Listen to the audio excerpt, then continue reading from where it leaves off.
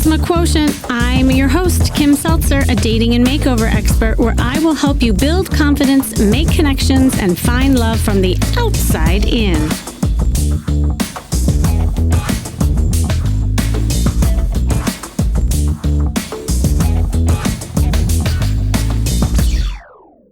Well, most of you know me through hearing me, obviously, on this podcast, or maybe it's through social media, but you might not know some other things I've been up to and doing. I actually have been hosting monthly dating segments on NBC's 9 News in Denver and a morning show called Colorado and Company.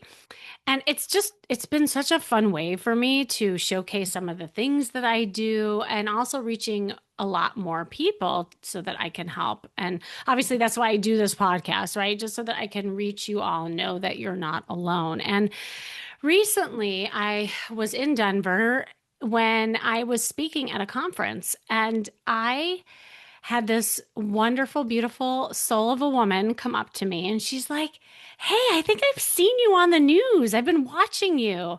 Is that you?" And I said, "Yes, why, it is." "You've been watching my dating segments." And she says, "Yes." Now, little did she know that that very question to me would change her entire life. And I responded and I said, I'd love to just kind of hear more of your story. And she proceeded to tell me a little bit about what she's been through. And I was, so impressed, and I wanted to help her. And I asked her, "Gosh, would you be willing to go on air in the news and share your story as I'm coaching you?" And it scared her and it excited her. And I always say that's an indicator to jump, because that is when we shift, right? Doing things that is slightly uncomfortable and quietly exciting. So we have been on this journey together, and it's going to keep going. And that's why she is hopping on the podcast, where I did a virtual makeover. She came to a couple of my workshops. We've been doing some soft coaching on the side, and she also is doing a program called Dating on Demand. And she's finally ready to date. And we have done 2 dating makeover segments on 9 News featuring her. And you'll see, this is a woman who had been hiding behind layers of fear, insecurity, oversized clothes. And she came to me feeling invisible and unsure how to get back out there after years of emotional pain. So let's have a listen to recap that. So we're here this afternoon with our dating expert, Kimmy Seltzer, and one of her coaching clients, Lisa. It takes a lot of courage to put yourself out there, especially on live TV. You're getting back into the dating world. So first, tell us your story. Well, so I am 62 years old. I have been single for 18 years, which seems like a really long time. And I have just been afraid to get back into dating, mostly because I don't have a super great track record with that. I wanted to bring her here live as the starting point. So what you're seeing right now is actually the beginning of the process. She wants to get back out there, but she doesn't know where to go, what to do, and how to be. Being a therapist, a dating coach, and an image consultant, I have a 3-prong approach and a holistic approach in helping people, look and feel their best so they attract what they want. One of the things that I noticed, she's beautiful, but I felt like she wasn't shining her beauty. And so I am going to be doing a virtual makeover on her to help her tap into her sexy feminine self. Well, I put on this piece because I love this top. It's my favorite top in my whole closet. And I thought that it made me feel really good. You're beautiful and lovely, and it's not necessarily a dating image. Okay. So a lot of times women, we dress for each other or things that we like, not realizing what men find sexy. Mm-hmm. But the other thing that I wanted to extract is you haven't been feeling sexy, and you haven't been feeling feminine, and being open to receiving. We have been talking about kind of the hidden love shields, and this is definitely a shield that I want to bring down for you so that you're open and approachable and say, "Hey guys, open for business." Part of it is I'm afraid. I'm afraid to trust myself because in the past, when I trusted myself, it landed me in some really not great relationships that were really abusive in one form or another. Have a coach, so to speak, right? Yeah. To point you in the right direction and kind of rework or unlearn some things that weren't working for you? We're going to be doing a virtual makeover to start, and we're going to get her some new clothes. Ooh. And we are going to be coming back on air in a month to see the after, because this is the before. This is the before. Okay. And you know, at the end of the day, it's not about the man, it's about you. And when you feel sexy and you look in the mirror and say, I got it going on, that's when the man will come. We do have a flirt workshop coming up. Yes. And if you go to stophatingdating.com, any of you can join. It's co-ed, it's interactive. She's gonna learn the flirt formula first, and then practice with some men with new outfit on. Kimmy Seltzer and Lisa, thank you so much. We so look forward to seeing you in June. We can't wait. You got this, and we'll be right back. So that was before. Then we did a makeover, which increased her sexy confidence. And I can't wait for you to see the afterglow. So let's take a look at what happened after we did the virtual makeover. We're so excited today to be joined by our dating expert, Kimmy Seltzer, this afternoon. It's a big day. It's a big day. We had you on a few weeks ago to do a makeover for Lisa. We're going to do the big reveal for Lisa in just a few moments, so stay with us. But Kimmy, can you start by telling us about the process of the makeover? What was Lisa looking for, and what did you all do? Well, we started from the outside, and that's what you're going to see, and how the outside shifted her inside. And so I took her through kind of this big virtual makeover that we did first to get a new style. That was the very first thing. She got a haircut. She also took my flirt workshop, which was huge, and a lot of things shifted for her then with the confidence. And then she actually has a story to tell because of all these things that happened to her. And then she's going to come to my live workshop in Denver, July 11th. Yes. That's exciting. When you are working with clients, is it a pretty similar formula? I hate to say that every time, though, but what is your process here? Yeah, well, most experts work from the inside out. And believe me, I think the inside is super important because I'm a therapist. But I actually work from the outside in, because when you work on, especially as women, things that make us feel good on the outside, it shifts our energy, it shifts our body language, and then we're marketing ourselves. And that's what creates the confidence within. I 100% understand that, get that. I'm just so excited. So before we bring out Lisa, okay, let's quickly remind our viewers what she looked like last time she was here, because this was before the makeover, okay? Yes. All right, take a good look. And now let's show you what she looks like after the makeover. Lisa, come on in, girl. Lisa! Beautiful. You always looked beautiful, but you were just radiant. It's pretty exciting, isn't it? You look great. Have a seat. Oh my gosh, I have a million questions for you. No, oh my gosh, Lisa. Okay, so first and foremost, when you were turned towards the mirror, what was the first thing that you noticed? Oh, well, was it me?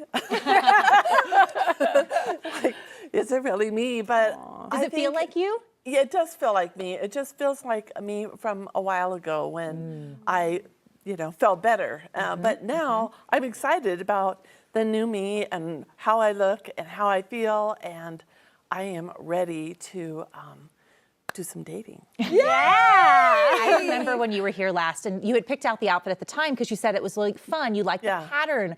So this is different. It's a solid color, beautiful dress, but does it feel fun? Do you love like the shape and the fabric? And I do. It looks great. I love the cute flirty skirt. Yes. And I love the sleeves, and the color is a perfect color for me. So yes, I do love it. It's probably shorter than what I'm used to, but I am just gonna show off the legs. Yes! And work it. And can I just say, there were even like the cameramen didn't recognize her when she came in, And so I just want to say it's a true testament to your new energy and your new sexy confidence. It's true. And what I love about Kimmy too is she really does bring out the best in everybody, right? I love watching it, and I keep watching it. It was that moment when Lisa saw herself in the mirror, and that's what's not shown on the news, but when we were behind the scenes and she came out from the dressing room with her transformation, I mean, for me, it was priceless. And you will be able to capture some of that on social media when I put that out. But, we often forget it's not just feeling confident on the inside. Like the outside matters, and it can completely shift the way that you show up emotionally, energetically, and all of that. And here's the thing. Style is just a start. That's why I always like to start on the outside, because now Lisa's ready. Like, she's feeling it. And, we're going to go behind the scenes of her journey to work on what I call her inner makeover. And in this episode, I'm bringing Lisa on for a live coaching session. We'll explore something I teach every client, and that is how to date without attachment. So what does that mean? Okay, so too often people, especially those who are re-entering the dating world, who have been in just more relationships previously, they go into the dating world and they're dating as a relationship person, or maybe they're going too fast too soon. And in the process, they lose themselves or they get too deep. And then they mistake chemistry for compatibility, which is something that became a pattern for Lisa, and it caused some of her love shields to pop up. And if you're someone who has been in toxic or traumatic relationships, or ones that didn't even work, or felt like you're always giving too much, too soon, too fast, you're going to relate to this episode. Now that you've seen the outer shift, let's talk about what really keeps people stuck in old patterns. And it could be the fear of being alone. It could be the rush to attach. And that could be also attached to family dynamics growing up and your upbringing. It's also a discomfort with the pacing. And also how fear keeps you guarded and stuck from really allowing emotionally available people into your life. And so when I say date without attachment, I don't mean don't care, right? Like, hear me out. This is really important. What I mean by that is stay curious, not committed. It's about using dating as a self-discovery tool. It's allowing you to explore your preferences, noticing red and green flags along the way, and most importantly, stay connected to yourself in the process. So dating multiple people can actually help with this, not to be sneaky or manipulative or hurt people, but it's to give yourself breathing room to experience different types of people and notice who has become just around you and who you are in the mirror. I always equate it's like being a kid in the candy store. If you've only tasted a Hershey bar and a Gobstopper, how do you know what other candies are out there, right? Like, there's a whole world. And yes, it may feel like gluttony and you're tasting all these candies and it may not be completely healthy for you. But if you're in a state of just tasting and not committing, well, now that's a different intention. So in today's coaching call, I want to help guide Lisa on a couple things. One is to pace herself emotionally and physically. One other thing that I really want to help her with is setting boundaries with grace and using dating as a mirror, not a finish line. Super important. And to build a foundation of self-worth that keeps her grounded and not grasping. And you'll also hear how we unpack her patterns and help her stay open, not overly attached to the outcome. So I'm excited to help Lisa from hiding to healing to healthy dating. Welcome, Lisa. How are you? I'm good. How are you? I'm so excited to be here. I'm so excited. This has been just such a fun journey with you. And I'm excited that we're going to keep going with this. Like, we're about to go on the news again after you dating. We were laughing off air how we have the same shirt on. See, you already. I'm already mirroring you. Yeah, exactly. I love it. I just obviously recapped a little bit of just the journey, but I would love for you to share just kind of that moment in time when I first met you at the conference and what your life was like up until then. Well, I think so. My life was pretty quiet. Like, my personal life was really quiet.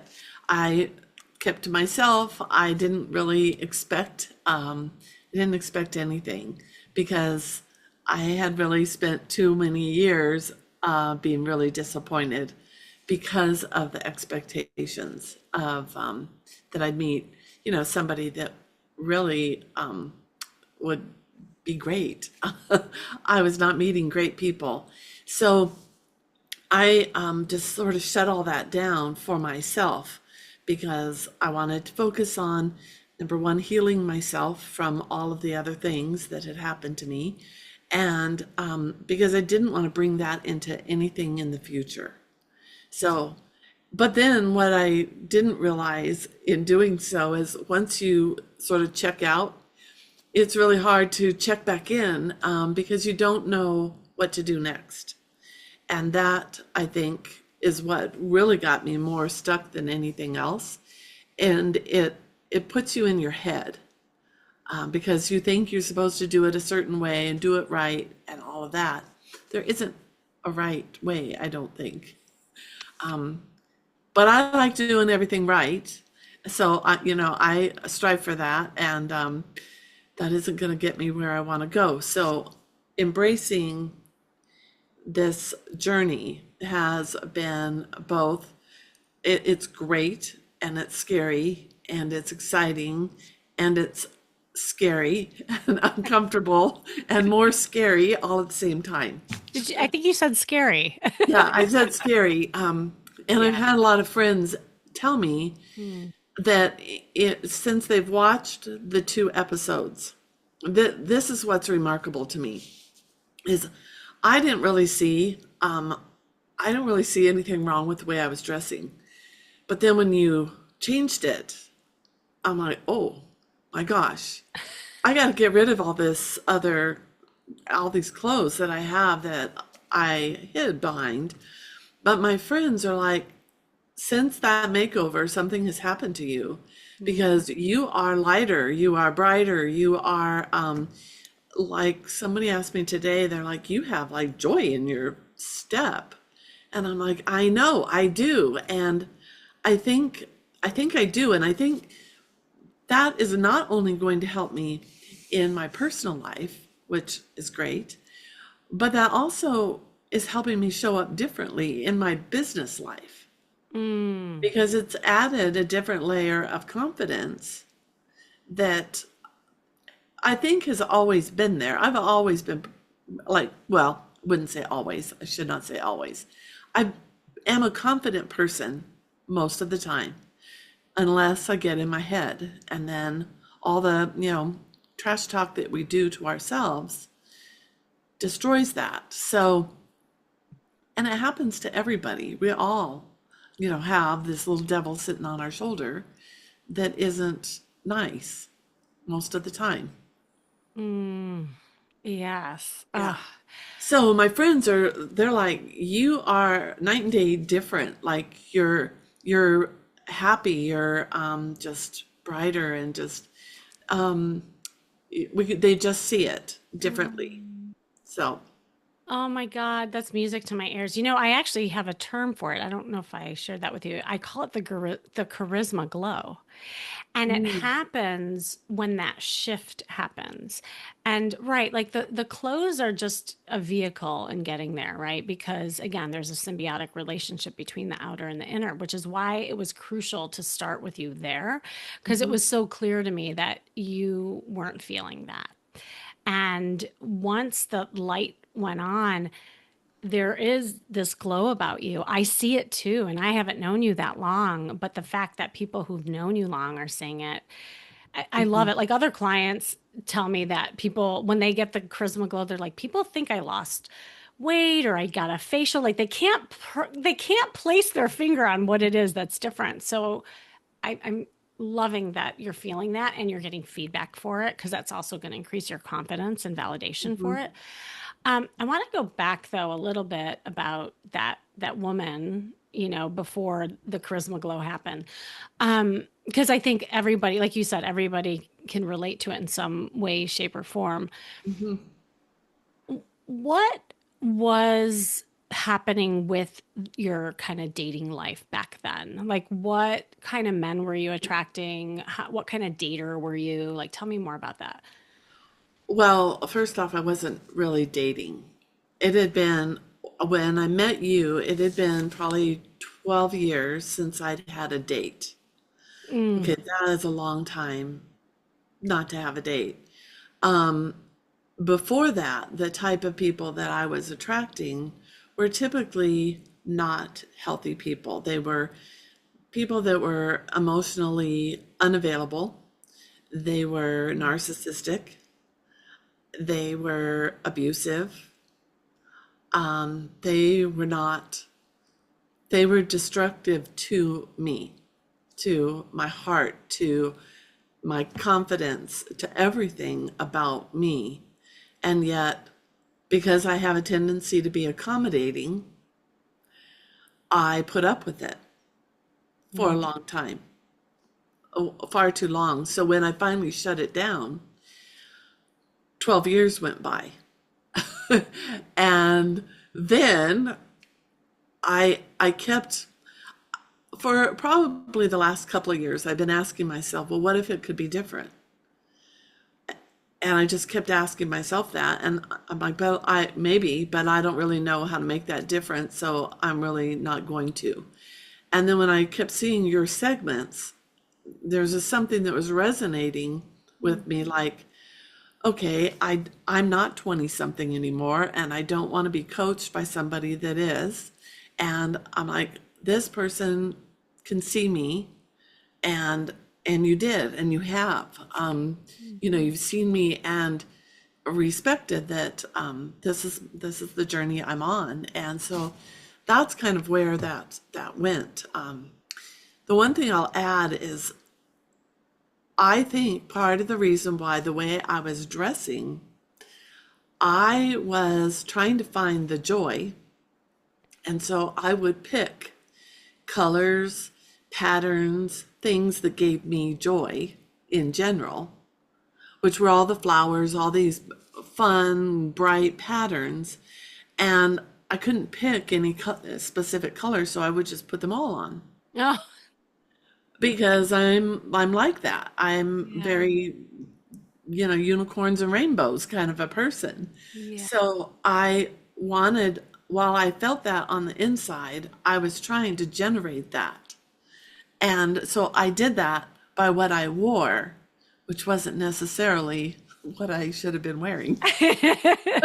Well, what I appreciated about you is that you at least liked color. I meet a lot of people who just dress all in black, which was my journey. And, so it was just tweaking it so that you were intentional and thinking about what's sexy, what men might like. And that was the other thing. So you had a different goal in mind, right? Like you're like, well, what's something that could bring me joy? And that's not a bad thing, by the way. Like I love that you were thinking like that. But this is a different intention now. Now you're doing it for yourself, but also being ready to perhaps let somebody into your life. So I want to go back to what you said about the over accommodating, because gosh, and we were talking about this off air, women, I mean, we're notorious for that. Were you always like that and a little bit of a people pleaser, like even before these guys, like when you were younger, like where is that coming from? Yeah, I was the middle child in my family, so I I just want to keep peace. So as a peacekeeper, if you just sort of become the chameleon and you do what is going to like take care of, you know, this person or this person in the family. So I did that for many years, and into my adult life, I did that until it was clear to me that if I didn't do what other people wanted me to do, then there wasn't, for me, there wasn't an unconditional love. There was, all the love had conditions. And that meant if I didn't do, or I set a boundary that somebody didn't like, then they would just stop talking to me. Was that true in your family system as well? Like, did that get reinforced by mom and dad? Yeah, yeah. And I like, okay, my parents are gone, but sorry, mom and dad, I'm like outing you for that. But um, it's it's I'm careful about how I say that because that is my perception. I don't know what their perception is about that, Right. but that is how it felt to me. And so as a result, my coping mechanism was pay attention to all of the other signs, not just what they say, but pay attention to what happens when you don't do what they say, because that's when they're going to cut you off. And if you want to be included, then you better do what somebody expects you to do. What were the consequences if you didn't do it? They like they wouldn't talk to you. You'd get the silent treatment. Months or years could go by.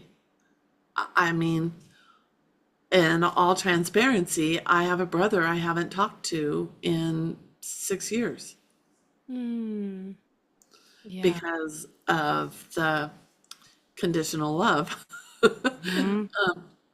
So I allowed people to hold this power over me because I felt like that was how you got love. That makes so much sense.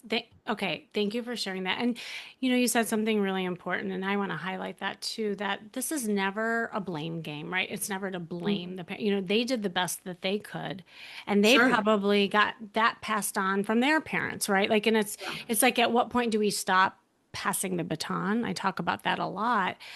And by the way, a lot of times our challenges are also our superpowers. Like, there's a lot of resiliency and beautiful skills that you develop, with that. And there's always like a fallout as well. And so the other thing that's really important, because it relates to how you're going to be going out and dating, Yes. right? Your confidence is really being the caretaker. Think about it. Like, that has been Yes. reinforced your entire life. Like, when you're feeling conflict come on, when stress is high, you jump into that mode.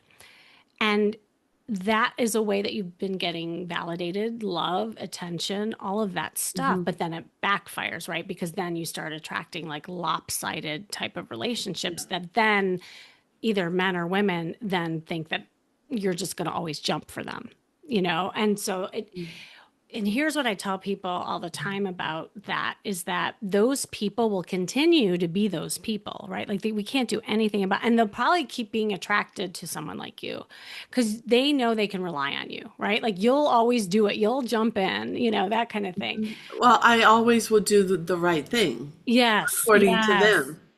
Correct. Which Yeah. may not be good for you. And so Yeah. what happens is as you get more empowered, and this is what I want for you. I mean, I told you this before. I want you to be Queen Lisa, like sitting on that throne and waiting for these men to dance circles around you, and not in a mean way, a snobby way, a bitchy way, a way Right. where you like, it's like these guys got to earn you. They Like, do. they really have to earn you. And so it's on you to teach them how to treat you. And the ones that don't, bye-bye. It's like, see you later.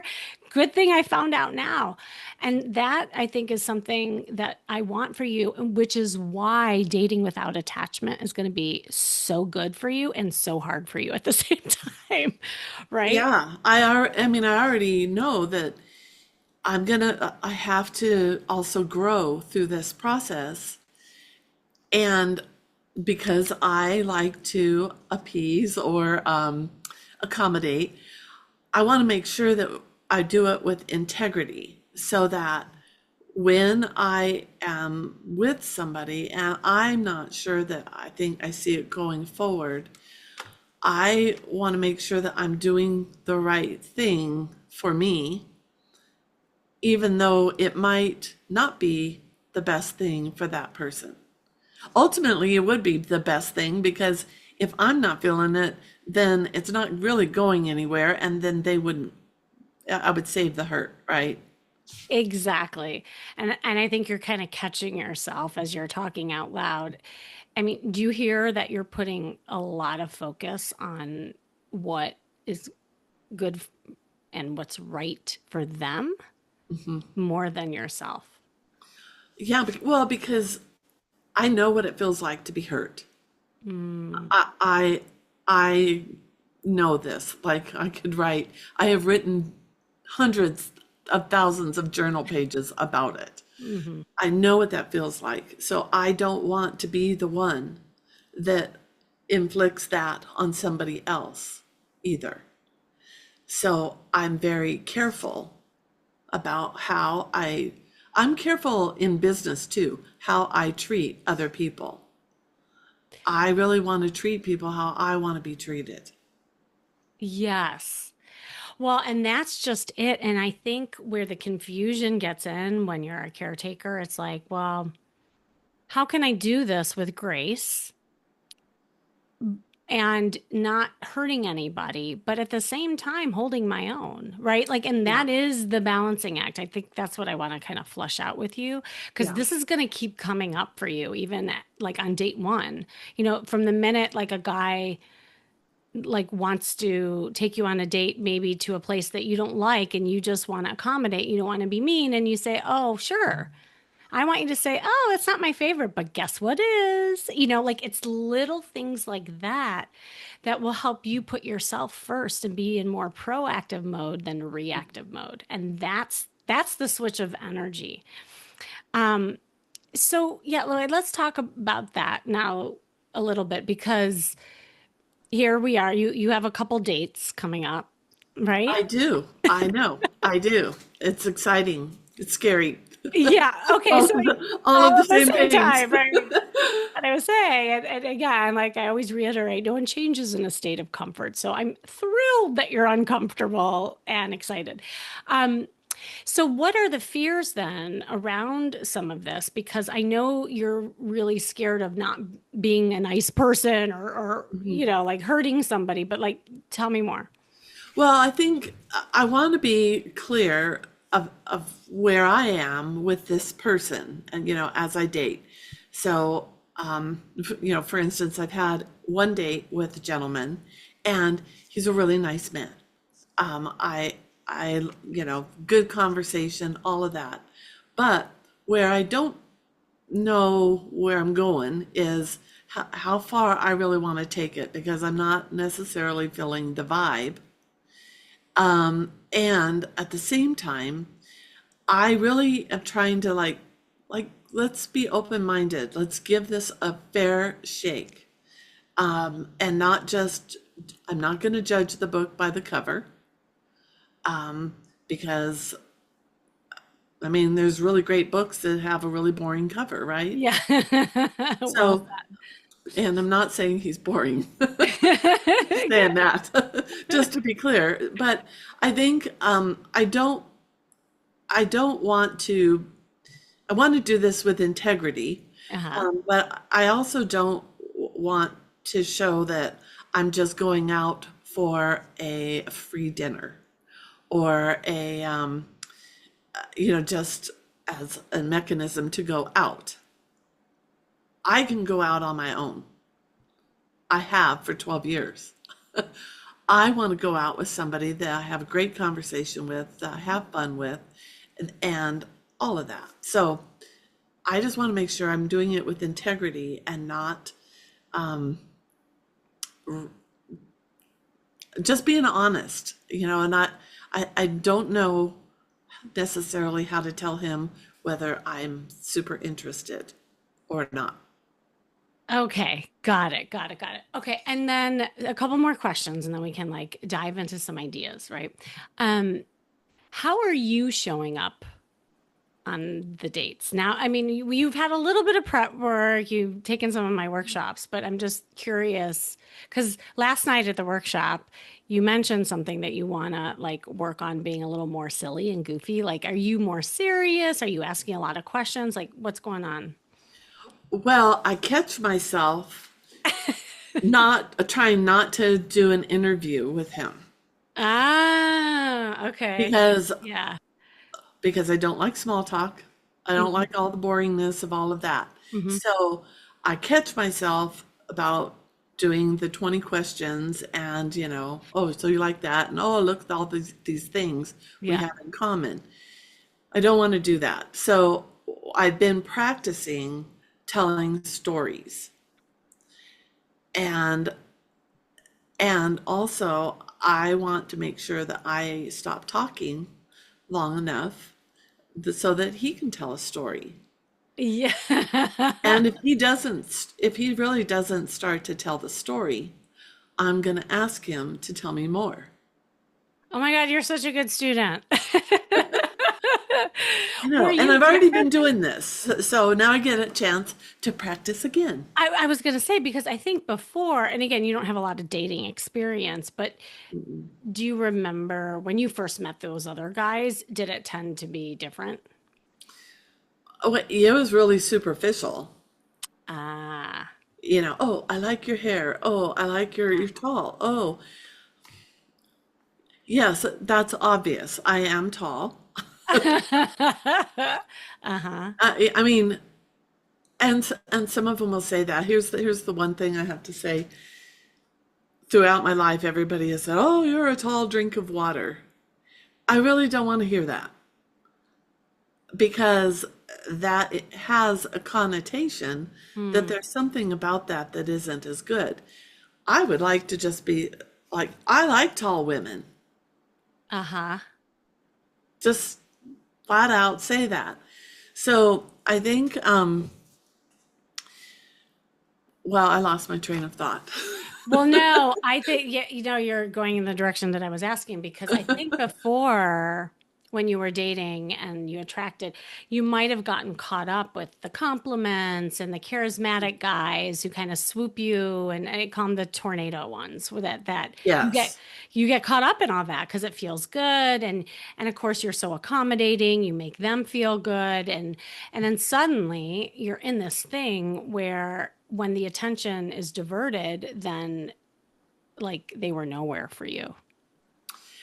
They were nowhere for me. And I think in previous dates, again, it was always about, most of the time I had to figure it out. I had to figure out where we were going, what time we were going, how Oh, we were going to get there, all of the things. And I'm not going to do that this time. oh my God, no. I am so clear that I'm not doing that. My philosophy, and I don't have a problem planning a date, but I'm not going to plan the first or the second date. No. Okay. Okay, this is good, and it helps me help you a little bit more. Because also, like, I'm learning more as we talk. Um, so here's the thing, when you're so used to being kind of the giver, I Hmm. think overall the notion is for you to practice being in receiving mode. But with that, there's going to be a lot of guilt that starts popping up, and it's like, oh gosh, well, I don't want to feel like I'm using these guys. Like I hear that a lot from givers, right? It's like, Yeah. yeah. Yet at the same time, you want to be in integrity, like you said. So let's kind of flush things out. And then I want to give you some really like tangible things to work on. Because what's great is that you have a couple dates coming up that you can really practice with it. Number one, and this is what I do with all of my clients, and I can even give you a little cheat sheet about this to think about, is to really be clear on what your mission is. Like in business, we have business mission statements. Well, I Hmm. want you to create a dating mission statement and what you're set out to do with these guys, and keep it really short, like in terms of time frame. So I would say just for the next 3 months. Because I think what happened with you is once you get like, when you're dating before as a relationship person, you're suddenly in this relationship. So a lot of times people go in thinking long term, like, is this my guy? Is this a match? You even Right. asked me that. Well, you're like, well, I don't know if it's a match.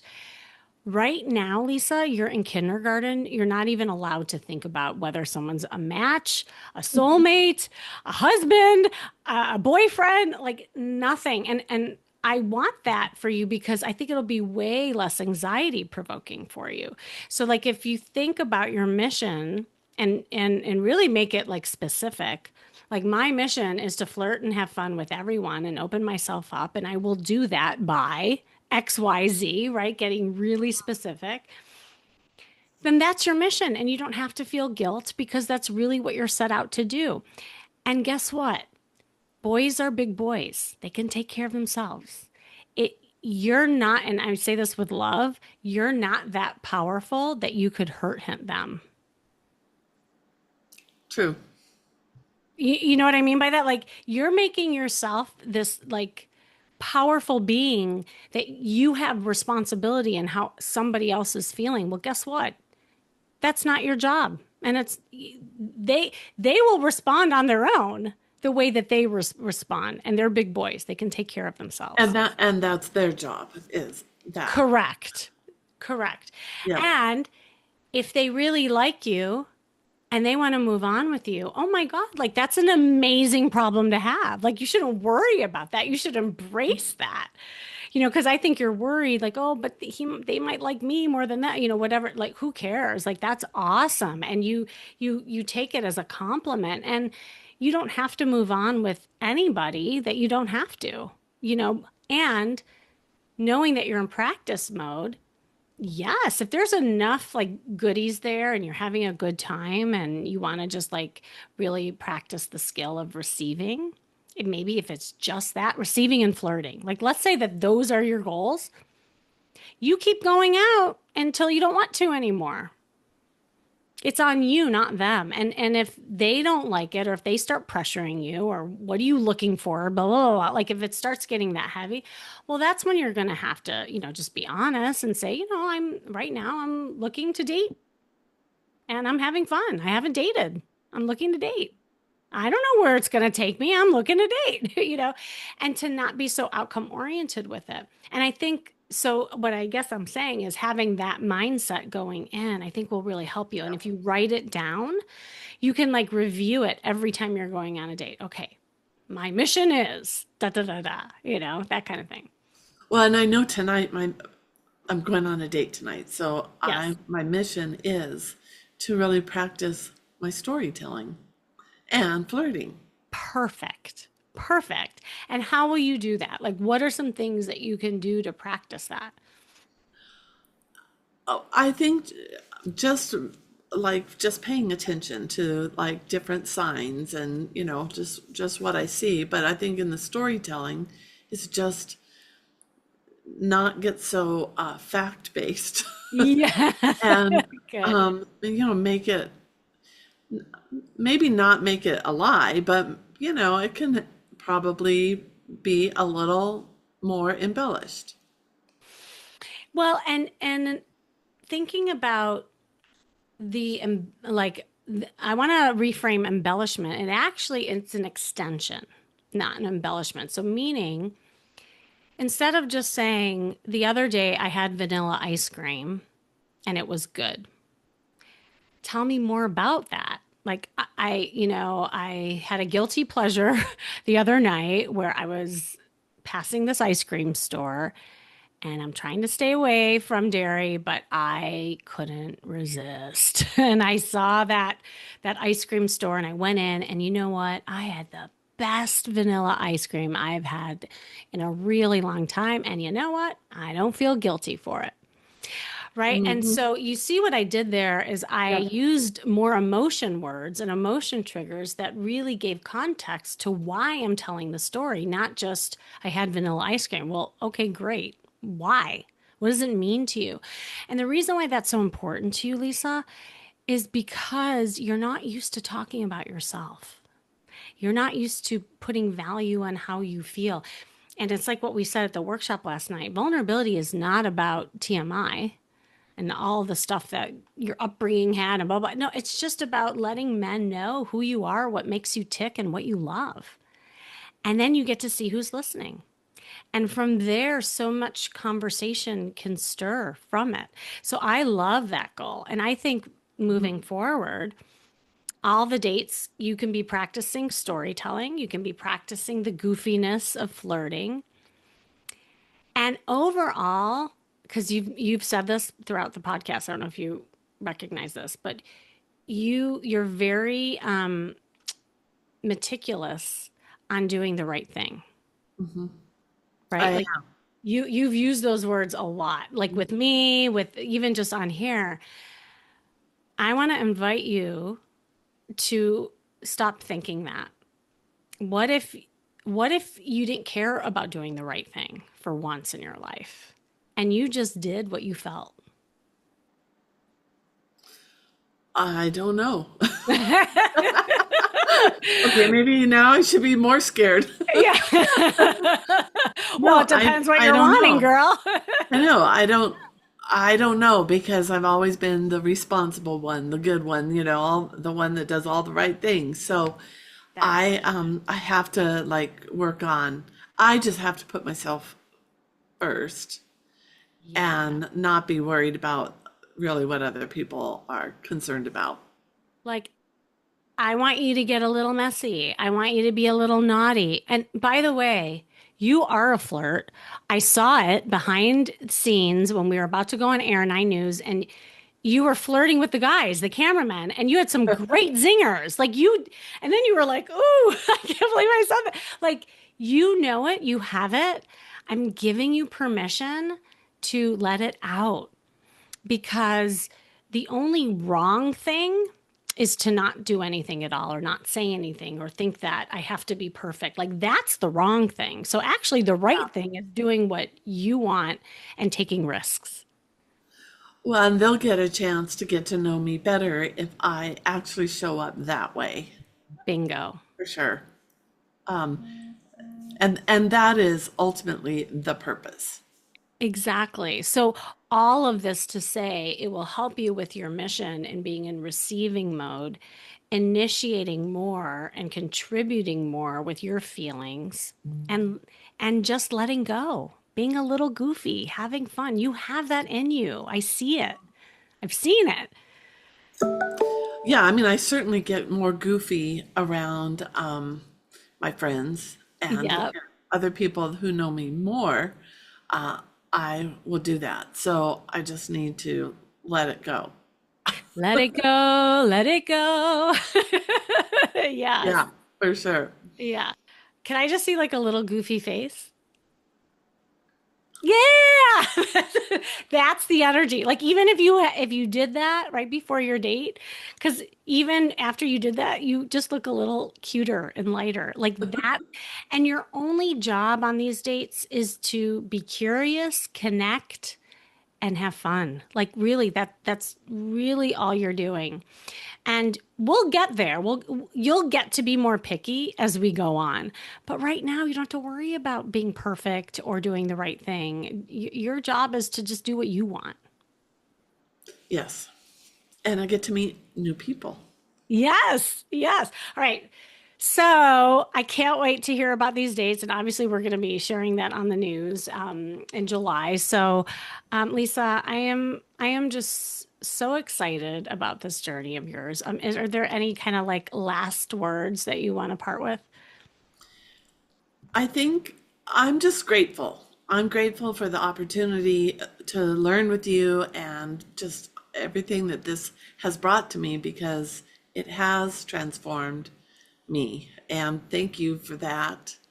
Mm, you're so welcome. You're gonna make me cry now. Yeah.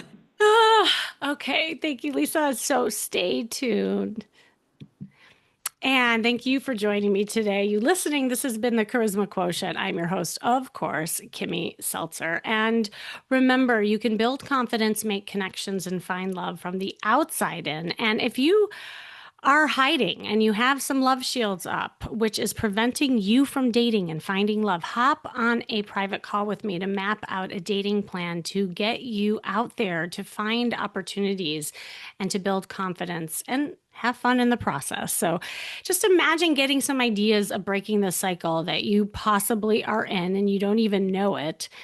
And you've been dealing with it for a long time. It's like what Lisa said. Sometimes you're in it and then 12 years go by and don't let more time go by because it is a rabbit hole and it gets harder to crawl out of. So just click the link you see in the show notes and do it and book it. And remember, working on you is working on your dating life. That's all for now.